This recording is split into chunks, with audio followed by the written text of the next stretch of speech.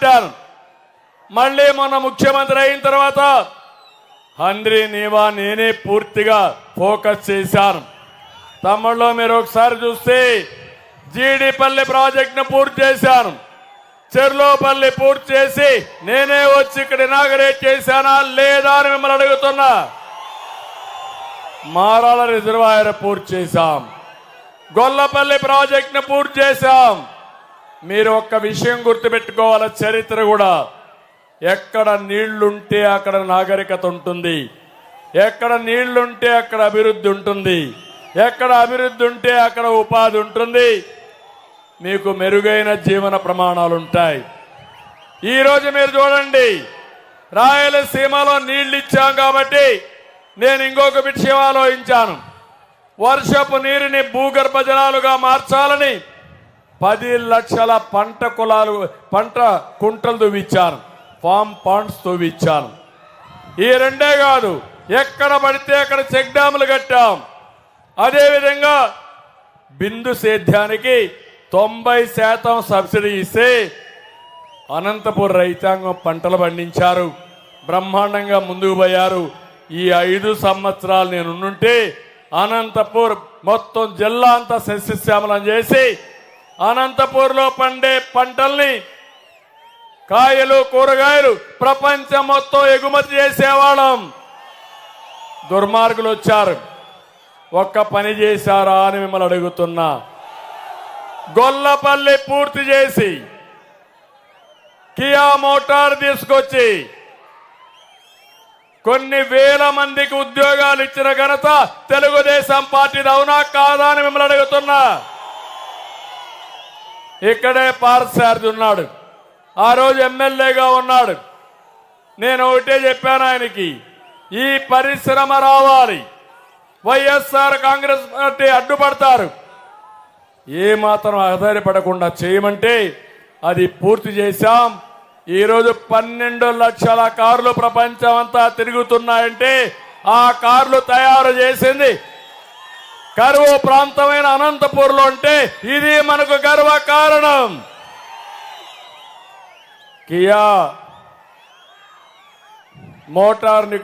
Kia motor పరిశ్రమ తేవడం మన బ్రాండ్. పరిశ్రమను తరిమి కొట్టడం ఈ జగన్మోహన్ రెడ్డి బ్రాండ్. నేను అందుకే ఈ యొక్క అనంతపూర్లో ఇప్పుడే కదిరిగుంట ప్రసాద్ గారు చెప్పారు, మాకు నీళ్లు కావాలి, నీళ్లు లేకుండా అవస్థపడుతున్నాం. చెర్లోపల నుంచి నీళ్లు తీసుకొచ్చి కదిరి పట్టణానికి పూర్తిగా త్రాగునీటి సమస్య పరిష్కారం చేయమన్నారు. కంపల్సరీగా చేసి మీకు నీళ్లు ఇచ్చే బాధ్యత మేము తీసుకుంటాం. నేను సీమకు నీళ్లు తెస్తే జగన్ సీమకి రాజకీయ హింస తీసుకొచ్చాడు. నేను సీమని హార్టికల్చర్ హబ్గా చేస్తే జగన్మోహన్ రెడ్డి వైసీపీ మాఫియా హబ్గా తయారు చేసే పరిస్థితికి వచ్చాడు.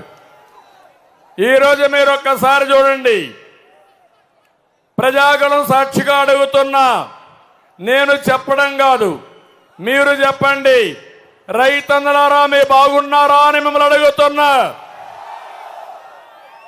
మీకు సబ్సిడీలు వస్తున్నాయని మిమ్మల్ని అడుగుతున్నా. గిట్టుబాటు ధర లభిస్తా ఉన్నాయని మిమ్మల్ని అడుగుతున్నా. మీ పొలాలకు నీళ్లు వస్తున్నాయని మిమ్మల్ని అడుగుతున్నా.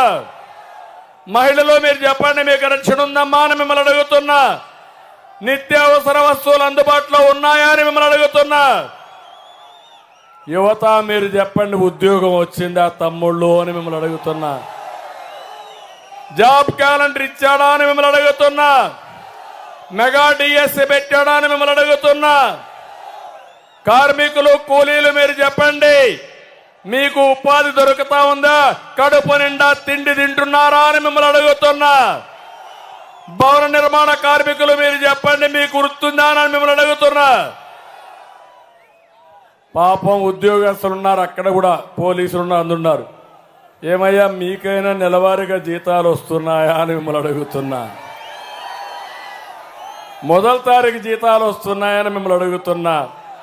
కడాన మీ ప్రావిడెంట్ ఫండ్ కట్టుకొని అందులో అయినా మీరు డబ్బులు తీసుకోవాలని తీసుకునే పరిస్థితిలో ఉన్నారా? గుండె మీద చేసుకోమని చెప్పమని మా ఉద్యోగస్తులందరినీ అడుగుతున్నా. అవునా కాదా అని మిమ్మల్ని అడుగుతున్నా. అందుకే ఈరోజు మీరు ఇంకొక పక్కన చూస్తే చాలా దుర్మార్గంగా బీసీ, ఎస్సీ, ఎస్టీ, మైనారిటీ వర్గాలను అడుగుతున్నా. కార్పొరేషన్ నుంచి ₹1 నిధులు వచ్చాయా మీకు? ఇంకో పక్క ఎంత నష్టపోయారో మీరు ఒక్కసారి ఆలోచించుకోవాల్సిన అవసరం ఉంది. ఎంత ఆవేదన ఉందో ఈ రాష్ట్రంలో మీరు ఒకసారి ఆత్మ పరిశీలన చేసుకోవాల్సిన అవసరం ఉంది. నిన్ననే ముసుగు వీరుడు జగన్మోహన్ రెడ్డి మొన్నటి వరకు పరదాలు కట్టుకొని తిరిగాడు. నిన్న మాత్రం బయటకు వచ్చాడు. బయటకు వచ్చి బుల్లెట్ ప్రూఫ్ బస్సులో వచ్చాడు. బస్సు దిగడంలా మీరు బస్సు దిగితే ఏమీ కనపడదు. నా మారిగా రోడ్డు మీదకి రండి, ప్రజల్లోకి వెళ్ళండి, వాస్తవాలు తెలుస్తాయి. నేను అడిగిన ప్రశ్నలకు సమాధానం చెప్తే ప్రజలు మిమ్మల్ని హర్షిస్తారు. నిన్న అన్నాడు, నంగనాచిగా మాట్లాడాడు. కదిరిలో ఉన్నాం మనం, కదిరి పక్కనే ఉంది పులివెందల. అవునా కాదా తమ్ముళ్ళు? ఇక్కడి నుంచి కేకేస్తే పులివెందల్లో వినపడొస్తుంది. పులివెందల్లో ఏదైనా గొడ్డలు వేటేస్తే ఇక్కడికి వినపడొస్తుంది. అవునా కాదా? ఆ గొడ్డళ్ళు కూడా ఇక్కడే తయారు చేసినప్పుడు వచ్చాయి. నిన్నంటాడు, నాకైతే అర్థం కావడం లేదు, కలియుగంలో నా మీద ఆరోపణలు చేస్తున్నారు, మా చిన్నాన్న చంపేశారు అని మళ్ళా మొదటికి వచ్చాడు డ్రామా రాయుడు కరకట్ట కమలహాసన్. ఇక్కడ అడుగుతున్నా, బాబాయిని చంపింది ఎవరు తమ్ముళ్ళు అని మిమ్మల్ని అడుగుతున్నా. ఎవరు చంపారు? ఎవరు చంపారు తెలుసు అని ఆవిడ చేలిపైకి ఎత్తండి.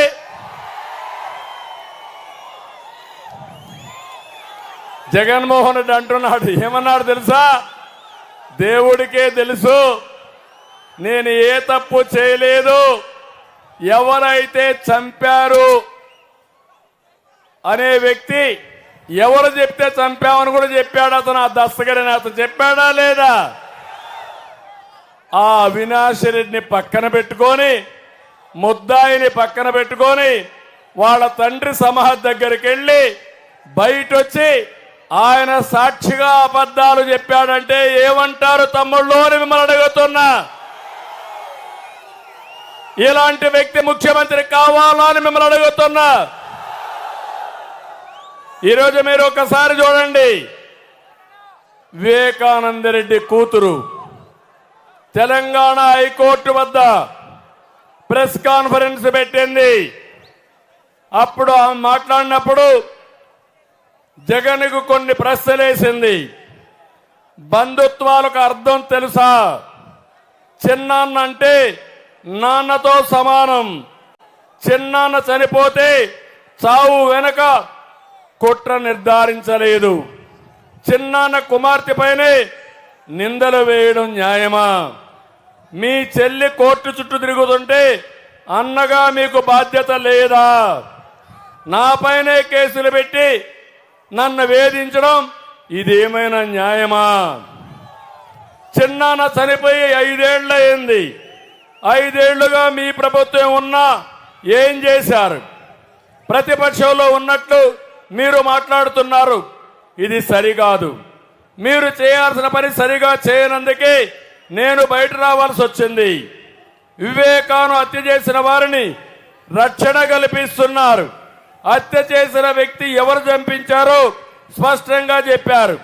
నిందితుల వెనక వైఎస్ అవినాష్ రెడ్డి, భాస్కర్ రెడ్డి ఉన్నారని చెబుతున్నారు. మీ ప్రభుత్వం ఉండి కూడా నిందితుడిని నిందితులకు మీ ప్రభుత్వమే భద్రత కల్పిస్తున్నారు. గతంలో మీరే విచారణ సిబిఐ ద్వారా కావాలన్నారు, ఇప్పుడు మీరే వద్దంటున్నారు.